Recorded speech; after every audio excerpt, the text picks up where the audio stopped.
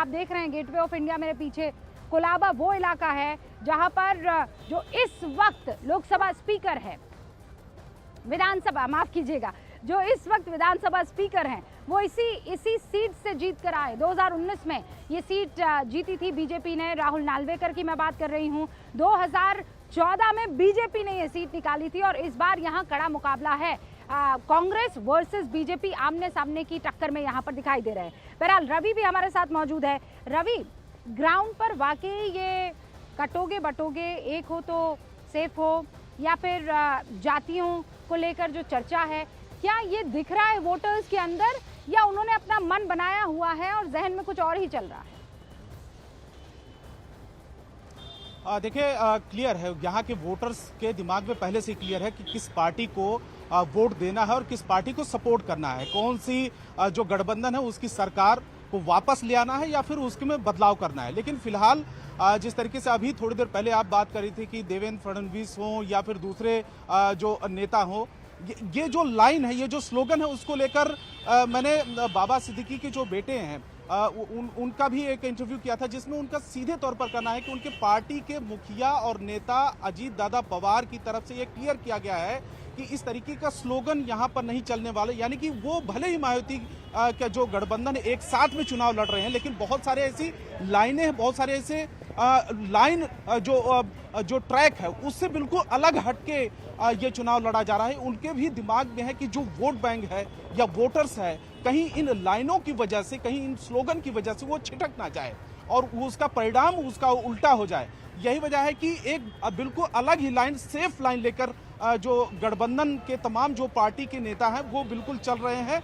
फिलहाल ये मुंबा देवी में विधानसभा सीट पर, यहीं पर आपको याद हो कि शाइना एनसी अभी बीजेपी से सीधे शिंदे गुट में शामिल हुई, यहाँ से चुनाव भी लड़ रही हैं। अमीन पटेल है यहाँ पर, कांग्रेस के 3 बार से विधायक हैं। लेकिन अभी ये उम्मीदें हैं कि जो मायावती सरकार की तमाम जो योजनाएं हैं और खासकर लाडली बहन योजना, उसको लेकर बहुत ज़्यादा चर्चा है कि किस तरीके से सपोर्ट करें इस मौजूदा सरकार को या फिर विपक्षी पार्टी और विपक्षी जो गठबंधन है उसको वापस लेके आए। तो फिलहाल इस जगह पर यह है कि पब्लिक पूरी तरीके से क्लियर है, उसके दिमाग में इन स्लोगन या इन लाइन का कोई असर नहीं होता हुआ दिख रहा है। तो ये जो बात आप कह रहे हैं ना, शायद यहाँ पर सिर्फ दो कोण पर लड़ाई हो रही हो, ऐसा नहीं दिख रहा है। अकबरुद्दीन ओवैसी भी तो वहां पर आए हैं ना, अभी उन्होंने जो बयान दिया है उसकी भी बड़ी चर्चा हो रही है। रवि, बयान ये दिया है कि हम डरने वाली कौम नहीं है, हम भी शहरी, हमें बराबर का हक मिलना चाहिए। क्या कहा है, सुनिए। डरने या घबराने की जरूरत नहीं है। जो डरेंगे, खाइफ हो जाएंगे, तो याद रखो दुनिया उसी को डराती है जो डरता है, लेकिन दुनिया उसी से डरती है जो पलटकर डराने में निकल जाता है। हम डरने वालों के खौफ नहीं हैं। हमको भी बताना है कि हम इस मुल्क के बराबर के शहरी हैं, हमको हमारा हक मिलना चाहिए और हमारी हक की लड़ाई हम जमहूरी अंदाज में लड़ेंगे। तो रवि, आप जहां पर मौजूद है, रवि, सबसे इंटरेस्टिंग फाइट तो वहीं पर देखने को मिलेगी मुंबा देवी में, क्योंकि असद ओवैसी वहां पर जरूर ये कोशिश करेंगे कि उनको वोट मिले। कांग्रेस हर बार वहां पर जीतती आई है, एक बड़ा तबका मुसलमानों को मुसलमानों का जो है वो कांग्रेस को वहां वोट करता है। बिल्कुल आपने सही कहा रूबिका, क्योंकि देखिए पिछले 3 बार से अमीन पटेल यहाँ से कांग्रेस के जो उम्मीदवार हैं, मौजूदा विधायक भी हैं, 3 बार से जीतते रहे हैं। लेकिन इससे पहले ये जो सीट है इस पर कब्जा बीजेपी करा है 4 बार से 1990 से लेकर, और लगातार बीजेपी के उम्मीदवार यहाँ पर इस सीट पर उनका दबदबा रहा है। लेकिन चेंज हो गया 2009 में। इस बार ये इस बात को लेकर उम्मीद है, क्योंकि यहाँ पर जो मुस्लिम आबादी है 55% से ज्यादा है।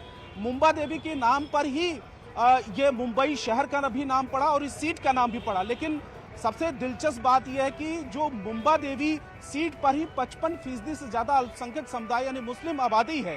तो ऐसे में अमीन पटेल लगातार यहाँ पर जीतते रहे हैं, लेकिन शाइना एनसी इस बार शिंदे गुट से चुनावी मैदान में है, तो लगातार वो मौजूदा सरकार की तमाम जो योजनाएं हैं उसको लेकर चुनाव मैदान में जा रही हैं, ना कि बहुत सारे ऐसे स्लोगन को लेकर चुनावी मामला बड़ा मैदान में दिलचस्प हो जाता है। विकास वर्सेस ये तुष्टीकरण की और ध्रुवीकरण की राजनीति चलेगी।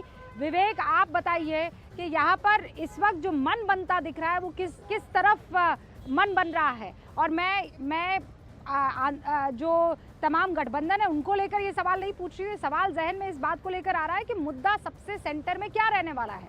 जातियां एक रहने वाली है कि बंटने वाली है, क्योंकि ये तो क्लियर है कि इस बार मुसलमान एकमुश्त वोट करने वाला है। रूबिका, देखिए, अगर मैं आपको नंबर ऑफ वेज और अपने दर्शकों को नंबर समझाना चाहूँ, महाराष्ट्र में 12 करोड़ की पॉपुलेशन है, 9 करोड़ वोटर्स हैं। 9 करोड़ वोटर्स में से 11% जो वोटर्स हैं वो मुसलमान हैं, यानी कि 10 लाख के आसपास जो वोटर्स हैं वो मुसलमान हैं पूरे महाराष्ट्र में। आप इस बात को समझिए, 2024 में जब लोकसभा चुनाव हुआ था तो यही 10 लाख वोटर्स ने पूरे के पूरे सिनेरियो को चेंज कर दिया। जहां पर 2019 में कांग्रेस सिर्फ 1 सीट पे थी, वो 2024 में 1 से सीधे 13 सीट पे पहुंच गई। 2019 में जो बीजेपी डबल डिजिट में थी वो सीधे 2024 में सिंगल डिजिट 8 पे पहुंच गई। शरद पवार गुट का सबसे ज़्यादा फायदा हुआ, वो महज 10 सीटों पर लोकसभा चुनाव लड़ रहे थे और 10 में से 8 सीटें वो जीत कर सामने आए। तो देखिए, लोकसभा चुनावों में ये जो 11% की जो पॉपुलेशन है, खासकर मैं अगर बोलूँ मुस्लिम पॉपुलेशन वोटर्स है, पूरा का पूरा सिनेरियो चेंज कर दिया। आप समझिए कि यहाँ पे ना मराठा वोटर्स काम आए, ना उनके ब्राह्मण वोटर्स काम आए, ना जो ST SC है वोटर्स है वो काम आए, और OBC जो वोटर्स है वो काम नहीं आए। इसलिए अब जो महायुति का पूरा फोकस है कि जो वोटर्स बहुत इंटरेस्टिंग आप डेटा बता रहे हैं।